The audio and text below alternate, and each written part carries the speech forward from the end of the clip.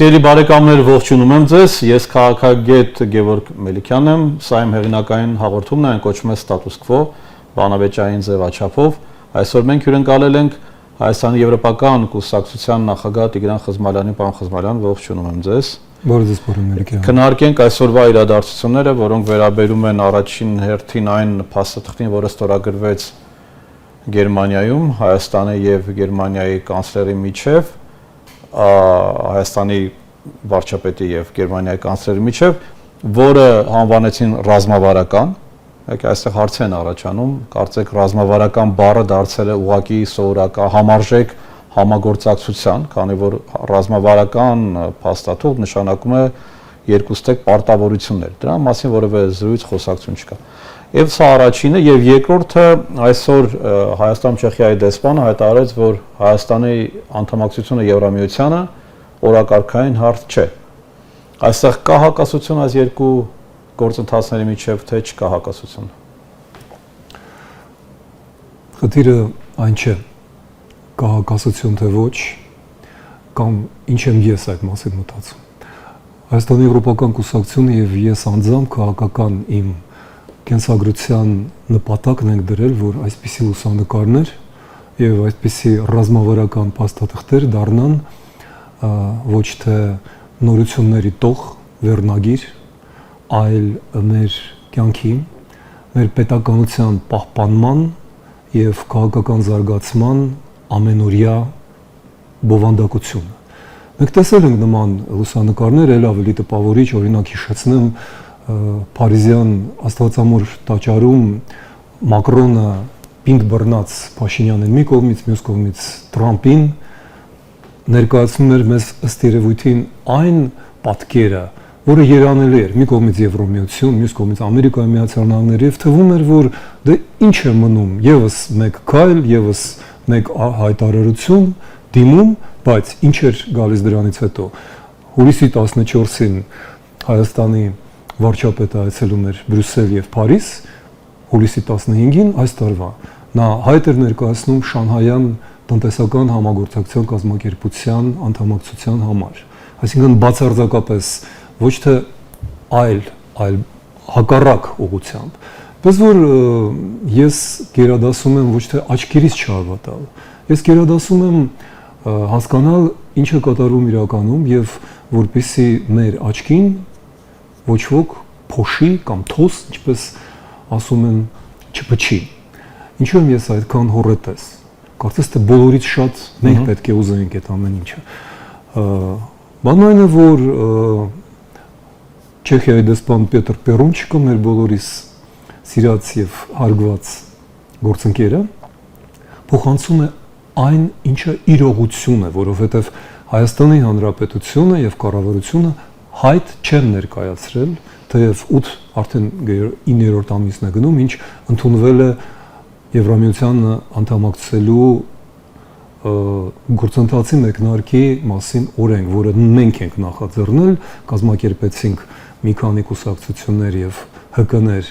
ստորագրավակ եւ այլն եւ այլն։ Դա հայտնի է։ Հայտնի է նաեւ, որ կառավարությունը ոչ մի քայլ այդ ուղղությամբ չի արել։ Եվ սա քայլեր չեն։ Սա պատկերներ են, սա խոսքեր են, բայց իրականում մենք այս ընթացքում կորցրեցինք ոչ միայն ժամանակ, թեև քաղաքականության մեջ ամենաթանկը պատմական ժամանակն է։ Մենք կորցրեցինք շատ կոնկրետ բաներ։ Օրինակ, մարտ ամսին, մարտի 26-ին ընդունվում է հայտարարությունը, ընդունվում է օրենքը, կներեք։ Այո։ Օգոստոսին այդ օրենքի ստվերում կամ լույսի ներքո Հայաստանը ստորագրում է խաղաղ պայմանագիր, ինչպես հայտարարում է Վաշինգտոնում, եւ խնդրահարույց մի որոշում, որը կոչվում է TRIP, Թրամփի անվան ճանապարհ եւ այլն եւ այլն։ Եվ Հայաստանը անում է դա առանց Եվրամիության նեցուկի աջակցության եւ Միացյալ Նահանգների, ինչպես նաեւ Եվրոպայի փորձագետները, ոչ թե հայեր, այլ ամերիկացիներ, եվրոպացիներ ասում են, որ Հայաստանը շատ անբարենպաստ պայմաններում է հայտնվում եւ միայն Եվրամիության հետ միասին կկարողանա դուրս գա այս իրավիճակից։ Եթե ինչ-որ բան էլ պետք է բացատրել, հիշեցնեմ, որ այս ընթացքում Միացյալ Նահանգները դուրս են գալիս հենց հիմա այս օրերին հրապարակվեց 25 թվականի ռազմավարական տեսլականը, որտեղ փաստորեն Եվրոպան դուրս է մնում դաշինքային հարաբերություններից ըստ Միացյալ Նահանգների։ Իսկ այսօր հանրապետական սենատորներից մեկը առաջարկել է, որ Միացյալ Նահանգները դուրս գան ՆԱՏՕ-ից։ Սա նշանակում է, որ մենք այս ժամանակը ոչ միայն կորցրել ենք, վատնել ենք, մսխել ենք, եւ անկլավների հարցը նույնպես կանգնած է, խոյացել է մեր առջև հենց այն պատճառով, որ Հայաստանը միայնակ է։ Հայաստանը շարունակում է մնալ ռուս, ադրբեջանը թուրքական տրիումվիրատի երիշխանության կամ ոնց ցանկանաք այդ երանկյունի պատանդը եւ այն, որ Հայաստանի վարչապետը ժամանակ առ ժամանակ հանդիպում է Ֆրանսիայի հետ վաղուց չենք հանդիպել, չէ՞, Մակրոնը ժամանակին գրեթե Հայաստանի պատվավոր քաղաքացի էր, վաղուց չի լսվում Մակրոնի ձայն, ինչու՞, որովհետև Մակրոնը ոչ մի պատրանք այլևս չունի։ Հիմա ժամանակն է Մերցի հետ խոսել, ժամանակն է, վաղուց էր ժամանակը։ Գերմանիան նոր Եվրոպայի ռազմական տնտեսական առաջնորդ է լինելու նորից, ինչպես 100 տարի առաջ Գերմանիան տրիլիոններ է պատրաստվում ծախսելու իր ռազմական մեքենան վերանորոգելու, բայց ինչ գործ ունի այստեղ Հայաստանը։ Արդյոք մենք դիմում ենք Եվրոպային պաշտպանության համար, ինչպես Ուկրաինան, ինչպես Մոլդովան, որը վերջին օրերին հոբ ստացավ ՆԱՏՕ-ի չափանիշներով հակաօդային պաշտպանություն որպես նվեր Եվրոպայից։ Ինչ ստացանք մենք ականազերծման համար 15 միլիոն, որտեղ ենք մենք, ինչ ենք մենք ականազերծում։ Սա անգամ Արցախի տարածքը այլևս չէ։ Եվ այնինչ կատարվում է մեր երկրում հիմա, դա հակաեվրոպական, հայկական քայլեր են մեկը մյուսի ետևից։ Եվ ինձ ցավոք սրտի այս պատկերը, այս գեղեցիկ լուսանկարը չեն համոզում, որովհետև դրան չեն ետևում կոնկրետ քաղաքական քայլեր։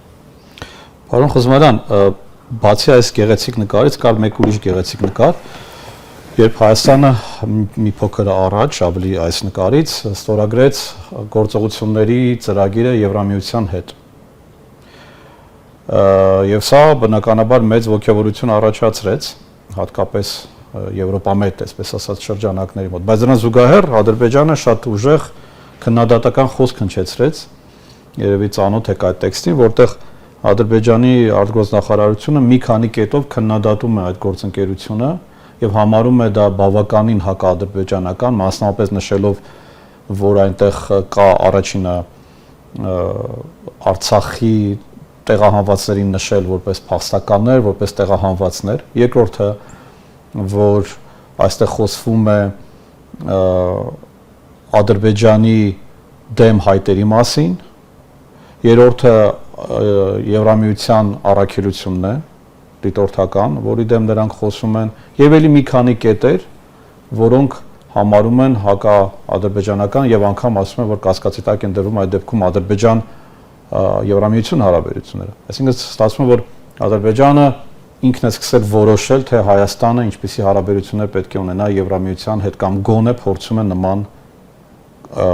դիրքի հասնել։ Հիմա ինչի հետ մենք գործ ունենք, արդյոք սա խոսում է այն մասին, որ Հայաստանը ուժեղացրել է իր դիրքերը, թե հակառակը, որ թույլատրել է իր դիրքերը։ Սա խոսում է այն մասին, որ մենք վաղուց լսել ենք նման հայտարարություններ, պարզապես ոչ թե Եվրոպայի ուղղությամբ։ Դա հասցեագրված էր Հայաստանին եւ Հայաստանը ճիշտ այդ հայտարարությունների պահանջների համատեքստում հայտարարել է վարչապետը, որ Հայաստանը դուրս է գալիս կամ առաջարկում է փակել ԵԱՀԿ Մինսկի խումբը Արցախի հարցով, հասան դրան, հրաժարվում է հայտերից գոնե պետական մակարդակով եւ բողոքներից, պահանջներից Ադրբեջանի հասցեին ուղղված պատրաստվող, մենք գիտենք, որ հանձնաժողով էր աշխատում, մարդիկ էին հատուկ հրավիրված, բացի դա խոսքը արդեն Եվրամիության դիտորդների առաքելության հեռացնելու մասին է, այդ մասին էլ խոսեց Փաշինյանը, այսինքն այն ինչ թելադրեց հիմա շարադրեց Ալիևը Բրյուսելին, մենք արդեն վաղուց լսել ենք Երևանի հասցեն եւ Երևանը մեկը մյուսի հետևից այդ ամենը իրականացնում է։ Էլ ավելին Երևանի պաշտոնական օրակարգից դուրս է եկել ոչ միայն խոսքերով, այլ գործ հողի վրա, ինչպես ասում են, ցեղասպանության թեման, որովհետև արդեն երկրորդ մեկ ամսվա մեջ երկրորդ Միացյալ Նահանգներից եկող բարձրաստիճան պատվիրակությունը սկզբից դա փող պետքարտուղարներ, հիմա Պենտագոն է բարձրաստիճան սպաներն, իրենք են որոշում միայնակ հարգանքի տուրք մատուցել ցեղասպանության զոհերի հիշատակին Ծիծեռնակաբերդում եւ ոչ մի հայ պաշտոնյա այնտեղ չկա։ Բայց մի դիտարկում պարոն Խոսման կարևոր բան եք ասում, բայց ես ասեմ, որ պաշտոնական գրության մեջ Միացյալ Նահանգների կոնկրետ դեսպանության կայքում նշված չի ցեղասպանության զոհերի հիշատակ անվանումը։ Կա ուղղակի այցելեցին Ծիծեռնակաբերդ հարգանքի տուրք մատուցելու ում որտեղ նշված չի ընդհանրապես։ Իհարկե կարելի է ասել դե ուր է, դե բնականաբար դա ցեղասպանության հուշահամալիր է, բայց նշված չի։ Իրանք հեծանիվ չեն քշել այդտեղ։ Իրենք ծաղկի պսակներ են դրել եւ ծաղկի պսակների վրա կան from the United Nations, from the United States of America. Սա զոհերին է նվիրված, բայց Միացյալ Նահանգները լսեցին պաշտոնական Երևանի պաշտոնական դիրքորոշումը։ Հայաստանը այլևս չի ցանկանում, որ դա մնա պետական արարողակարգ, որտեղ ցանկացած երկրում կա մի սրբավայր, որտեղ այցելում են, դա անպայման դա պարտադիր գործողություն է։ Բաքվում դա ցավոք սրտի շահիդների ծառուղին է, որտեղ մարդասպանների այնտեղ ժամանակին հայ զինվորի սիրտն էր պահվում եւ այդ մասին գրում էր միջազգային մամուլը, սկանդալ էր։ Թուրքիայում դա Աթաթյուրքի Մուստաֆա Քեմալի դամբարանն է, Հայաստանում դա ցեղասպանության հուշակոթողն էր։ Հիմա փաստորեն Փաշինյանի որոշմամբ հուշակոթողը դուրս է գալիս։ Ընդորում ենք երբեք չենք տարել Եռաբլուր, միշտ տարել ենք Ծիծեռնակաբերդ, միշտ Ադրբեջանում տանում են կոնկրետ շահիդների կոչված պուրակը եւ նաեւ այսպես կոչված հաղթանակի պուրակը, որը խորհրդանշում է իրենց այդպես երկաթյա բռունցքի հաղթանակը Հայաստանի նկատմամբ։ Ես այստեղ կընդգծեի մեկ այլ հանգամանք։ Միացյալ Նահանգները համառորեն շարունակում են կատարել այն, ինչ համարում են հարգանքի տուրք եւ դրանով իրենք բարձր են պահում Հայաստանի հայ ժողովրդի ազգային արժանապատվությունը։ Իրենք են դա անում։ Կարծես թե իեջուկս Երևանի պաշտոնական դիրքի, բայց ի վերջո այս խոսակցության արդյունքը, այս բանավեճի արդյունքը, պաստորեն եզրակացությունը մենք լսեցինք Չեխիայի դեսպանից, որովհետև Չեխիայի դեսպանը ոչ թե Եվրոմիության տեսակետն է հաղորդել, ինքը հաղորդել է այն իրողությունը, որը կառուցել է Երևանը, որովհետև Փաշինյանի խոսքերն են, մենք այդքան ենք մոտենալու Եվրոպային, որքան Եվրոպան թույլ տա։ Եվրոպան թույլ տվեց ամեն ինչ։ Եվրոպան քվեարկեց 2024 թվականի մարտի 14-ին 504 ձայնով 4-ի դեմ, որպեսզի Հայաստանը դիմի անդամակցության համար։ Հայաստանը դիմել է ուր ասես, BRICS, ՇՕՍ, մնաց հապկում, մնաց Եվրազեսում, չի դիմել։ Ուստի խոսքը գնում է Ալբանիայի մասին, Մոնտենեգրոյի մասին, Կոսովոյի մասին, դա շատ հետաքրքիր է։ Կոսովոյում սերբերի ինքնավարությունը վերականգնվեց։ Կոսովոն առանձին մտնում է Եվրամիություն եւ դա արդեն օրակարգի մեջ է։ Հայաստանը օրակարգի մեջ չկա, ինչու՞։ Եվրոպան է մեղավոր, ոչ, որովհետեւ Հայաստանը չի դիմում դրա համար։ Այս սա է խնդիրը։ Ուստի այս գեղեցիկ լուսանկարները ընդամենը կներեք աչքերին թոս փչոց։ Պարոն Խզմալյան, մի շատ բարձրաստիճան պաշտոնյա մի անգամ փակ քննարկման ժամանակ հետեւյալ միտքը արտահայտեց, ասաց. «Քանի դեռ մենք չենք դիմել Եվրամիություն, մեզ ընդունում են այդպես եւ մեզ կաջակցեն, կօգնեն, ամեն ինչ կանեն։ Հենց մենք դիմեցինք, լրի փոխվելու է վերաբերմունքը եւ դիմադրությունը ավելի շատ է լինելու մեր նկատմամբ եւ ավելի շատ են ավելի պակասելու է ցանկությունը օգնելու, քանի որ մենք արդեն դառնալու ենք, ուզենալու ենք դառնալ այդ ընտանիքի մաս, մինչդեռ հիմա մենք որպես հյուրի կարգավիճակով ավելի շատ ենք շահում»։ Եվրամիության խնդիրը չէ, որ Հայաստանը լինի անդամ։ Դա Հայաստանի ոչ թե խնդիրն է, դա գոյաբանական ընտրություն է։ Դա մեր պահպանման որպես ազգ, որպես պետություն միակ ելքն է, որովհետև եթե մենք դիմեինք տարիներ առաջ 2013-14 թվականին, երբ այդ գործընթացը սկսվեց Սերժ Սարգսյանի օրոք, եթե մենք դիմեինք 15-16 թվականին, եթե մենք դիմեինք 2018-19 թվականին, Արցախը չէր հայաթափվելու։ Եվ սուտ է խոսում այսօր Հայաստանի իշխանությունը, թե մեզ ԵԱՀԿ Մինսկի խումբը ոչ մի օգուտ չէր բերել եւ անիմաստ էր դա։ Անկամ ամենացածր մակարդակի համարվող մադրիդյան սկզբունքները նախատեսում էին Արցախը հայկական, միջազգային պաշտպանության ներքո, լայն կառավարմամբ, ինքնորոշման իրավունքով, այն ամենը, որի մասին հիմա խոսել անգամ համարվում է սին երազանք։ Այդ ամենը հնարավոր էր, այդ ամենը դրված էր սեղանին 2018 եւ 19 թվականին։ Ուստի Փաշինյանը գիտակցաբար կամ միգուցե չգիտակցելով ինչ է անում, հայաթափեց Արցախը։ Դա քաղաքական ողբերգություն էր, դա քաղաքական սխալ էր։ Եվ կրկնում եմ, եթե Հայաստանը լիներ գոնը Եվրամիության անդամակցության թեկնածու, դա տեղի չէր ունենա, որովհետև Եվրոպան պաշտպանելու էր Հայաստանը եւ Արցախը, եւ հիմա էլ կպաշտպաներ հայկական անկլավները այնպես, ինչպես պաշտպանում է Մոլդովային, ինչպես պաշտպանում է Ուկրաինային, որովհետև դա դառնալու էր Եվրամիության պատասխանատվության գոտի։ Սա մասին խոսքը, որ այս երբ որ ընդհանրապես ստորագրում են փաստաթուղթ, որտեղ խոսում են տարբեր ոլորտներում համագործակցության մասին եւ դա կոչվում է ռազմավարական, մասնագետների մոտ ծիծաղ է առաջացնում, բայց տարօրինակ է, որ եվրոպական երկրներում, որտեղ կարծեք թե այդ մասնագետները պիտի լինեն եւ պիտի հուշեն, որ փաստաթուղթը ռազմավարական է, երբ կան երկու ստեկ պարտավորություններ, անգլերեն ասում են commitment-ներ, այսինքն ոչ թե ուղղակի որ եկեք զարգացնենք առևտուրը, եկեք ենթադրենք ներդրումներ անենք, եկեք այս ոլորտում ավելի խորացնենք, այլ խոսքը վերաբերում է նրան ռազմավարական նշանակում է, որ նա դառնում է քո գործընկերը, քո ընկերը, ամեն ինչ պարզ է իրականում։ Նիկոլ Փաշինյանը օգտագործում է Եվրամիությունը որպես խրտվիլակ ցույց տալու հանրության որոշ շրջանին, որ դա հեռանկար է եւ որ դա կանի։ Ես ոչ մի կասկած չունեմ, կրկնում եմ ամենայն պատասխանատվությունը ընտրությունների համար, այո, ընտրությունների համար։ Նա չի պատրաստվում Հայաստանը անդամակցությանը Եվրամիության մեջ, ոչ։ Նա իր վերընտրության աղբյուրը տեսնում է ինչպես եւ Լևոն Տեր-Պետրոսյանը, Սերժ Սարգսյանը, Ռոբերտ Քոչարյանը Մոսկվայի, իսկ Փաշինյանի դեպքում նա նաեւ Ալիևի Մոսկվայի եւ Բաքվի համատեղ գործարքի մեջ։ Այդ գործարքը ապահովելու է նրան Ալիևի եւ Պուտինի համաձայնությունը Փաշինյանը վերընտրվելու համար։ Եվ դա որպես նախապայման դնում է, որ Հայաստանը ոչ մի դեպքում չպետք է լինի Եվրամիության անդամ։ Ես դա տեսնում եմ մի անգամ այլ բան։ Պարոն Խոզման, Եվրամիությունում ախր այնքան այդ հարցը ինձ տվել, ես պիտի ձեզ տամ, արդյոք իսկապես այդքան տգետ են, իրենք չեն տեսնում այդ ամեն ինչը։ Այսինքն չեն տեսնում, որ գումար են տրամադրում, որ Հայաստանում չկրկնվի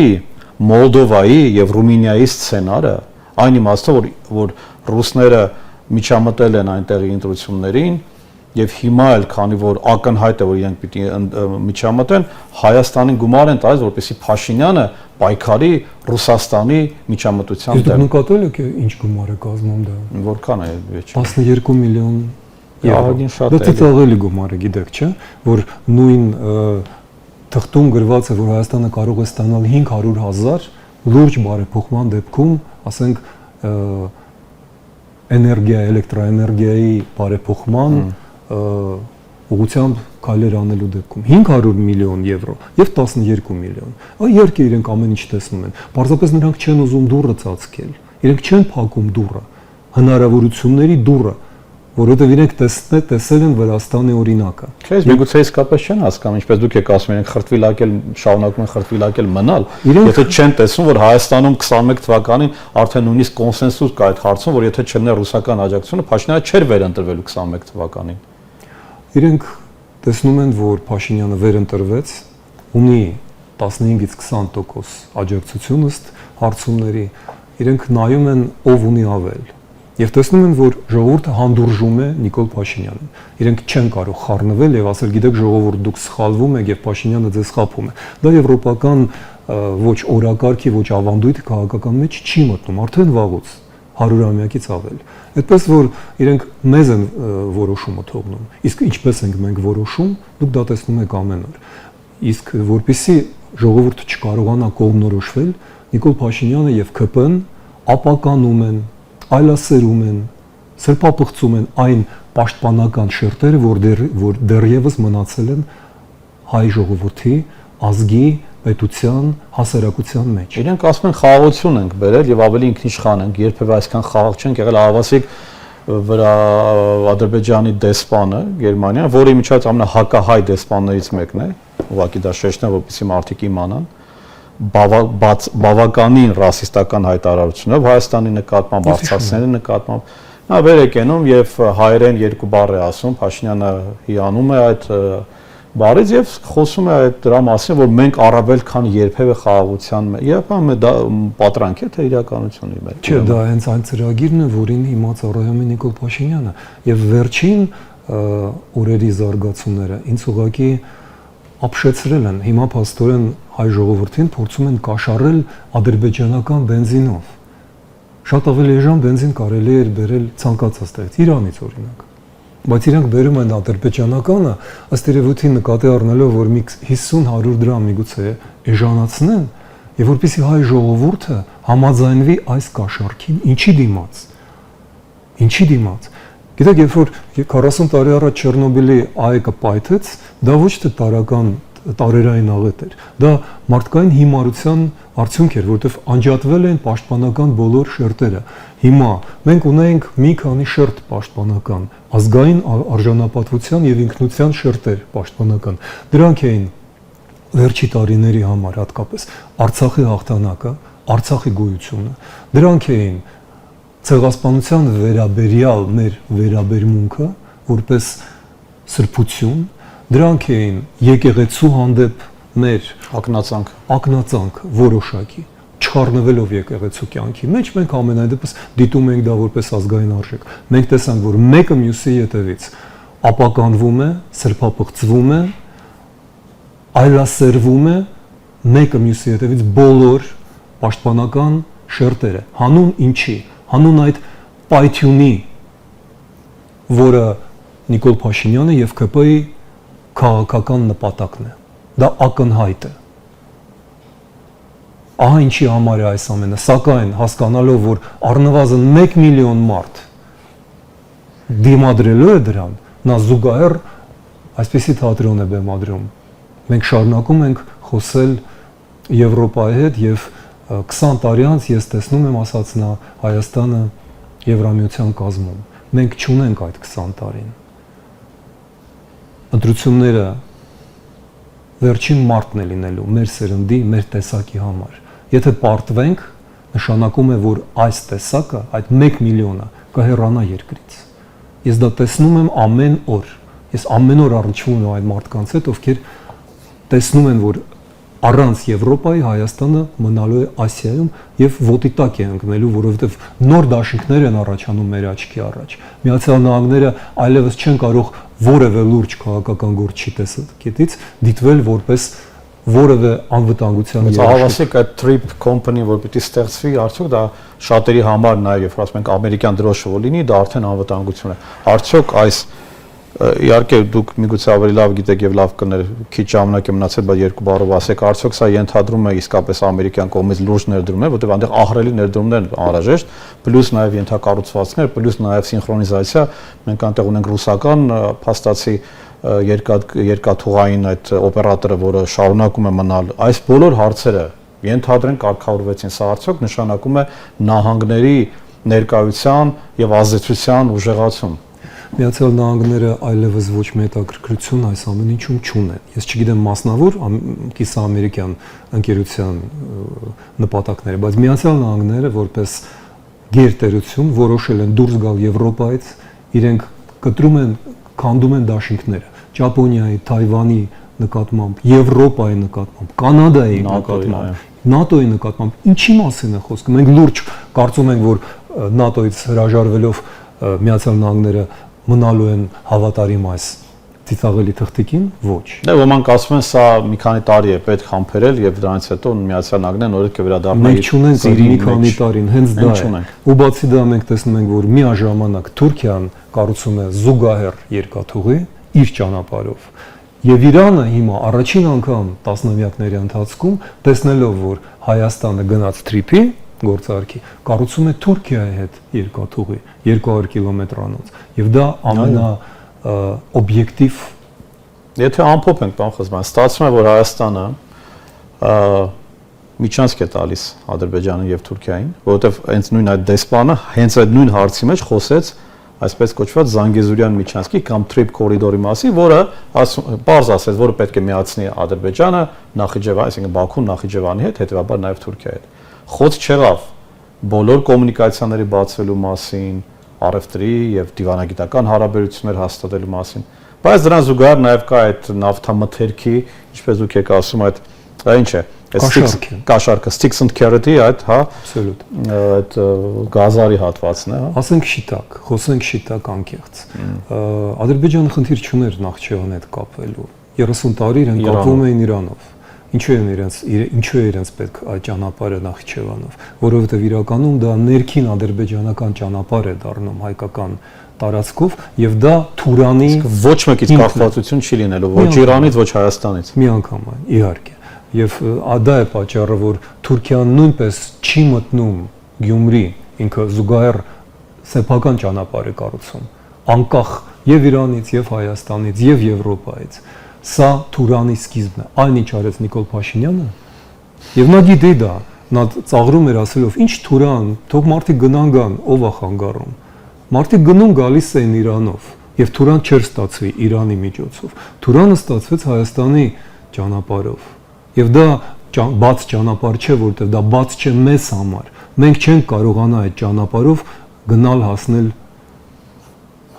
Գորիս, Կապան։ Պարոն Խզմյան, շատ շնորհակալ եմ։